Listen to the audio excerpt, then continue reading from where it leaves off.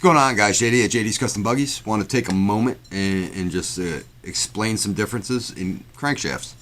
I get asked this a lot, or people are interested in accumulating parts, or they're wanting to do a rebuild on their buggy, and it's hard to kind of through Messenger and over the keyboard explain what I mean when we start talking about parts that they'll need. So a lot of the older buggies, York Dogs, Crossfires, Carter Talons, anything with an external reverse box or no reverse at all. The only exception that I know of being like your Baja Reaction 150 or Crossfire 150R motors, which has internal reverse. It's a Howitt motor, but it basically, from the crank up, they're all pretty much the same.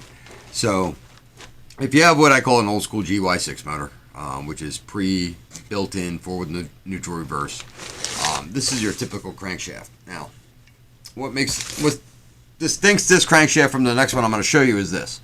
For one, the bearings on both sides are the same size, okay? And this will fit probably, as of 5 years ago, probably fit 90% of the buggies that were out there. Especially, the older ones, the used ones you see on Craigslist or whatnot. They probably have the old school GY6 motor in them. So the other distinction in this crank from the next one I'm going to show you is that it has this taper, okay? And this taper basically is to, there's a kickstart gear. If any of you guys have had your variators off and you notice there's a gear behind there, it serves no purpose. Why is that gear there? Because if it was in a scooter, that would be the kickstart gear. It's tapered. When the variator gets, tightened up, impacted on, it basically hugs this taper, and there's a hole, and it's usually in the same place where your exhaust mounts on your buggy, but there would be a Kickstarter that came out of there with a whole apparatus to grab that gear that when you hit the kickstart, it would spin the crankshaft, start the buggy, or start the scooter, sorry. So now in the buggy, it serves no purpose except to be a spacer for the variator. Alright, so you catch my drift. This just spaces the variator so it lines up with the belt and everything. So these are pretty common. Not terribly expensive. This is stock crank on Got Buggies. I forget. It's somewhere between $55 and $59 or something like that. I can't remember. The next crankshaft is probably the most interesting subject in the world, so I'm trying to make it quick. Is now this is in your forward neutral reverse motors that come in your American Sportsworks carbides, your Hammerhead GTSs, and your Trailmasters. All your 150 Trailmaster models.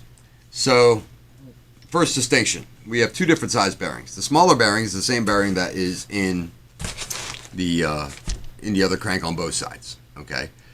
Meaning that the right side crankcase, okay, the only thing that's different about that motor with the cases is the left side crankcase where your CVT side is, okay? The right side over is the same as every other GY6, okay? So that's why the bearing is the same, okay? On the other side, the CVT side, where also houses your forward neutral reverse, half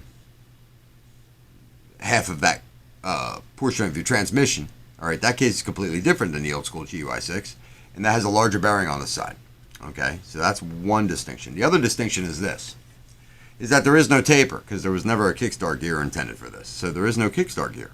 So there is a step. When they turned this, made this crank, they put a step here. That's where your variator mounts against, okay? So that's your, that's basically takes place of the kickstart gear. There's no taper here. It just slides right on. The other side of the crankshaft is identical. Bearing, taper, everything for your starter clutch, your flywheel, all that is the same. It's just that the CVT side is different, okay? The one cool thing about this motor is that it does come with an access panel. All right, so behind your variator, you might notice there's two screws and an access panel. It looks like that inside the variator or the CVT compartment. What this is for and what makes it cool is this. If I have to change my cam chain on my old school GY6, I basically have to split the cases and tear it all the way down to put the put the cam chain in, because the cam chain is all the way on the right side. All right, and rides on this sprocket here. So there's no way to get to it except this, from taking all this off this side, okay? With this access panel here, there's two screws. It's got a rubber O-ring that goes around it.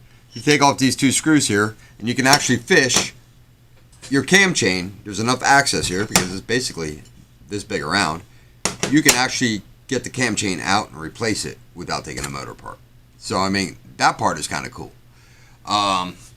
So that's advantages and disadvantages. Now, disadvantages on this one is, as of right now, there's nothing on the market that I know of. I do know of one person from a buggy forum who actually communicated with someone overseas and somehow, some way got his hands on a stroker crank for his Trailmaster.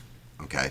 As far as I know, there is no crankshaft for the Trailmaster available in the U.S. market to basically stroke your Trailmaster, okay, or your Hammerhead GTS or your Carbide. So there is no stroker crank for this. Not to say that it might happen, but like I said, I can't remember the story. It was on a buggy forum. Either he contacted a factory and they had something already made up. I don't know what motor that would have been for, or because you're not going to find these motors on a scooter because they have reverse, or he actually gave him specs and they actually made it for him. I cannot remember. I just remember that it all came from overseas, probably Taiwan, and you know, the end result was he was pretty happy with it. He was, you know, it did what it was supposed to do. He got more power.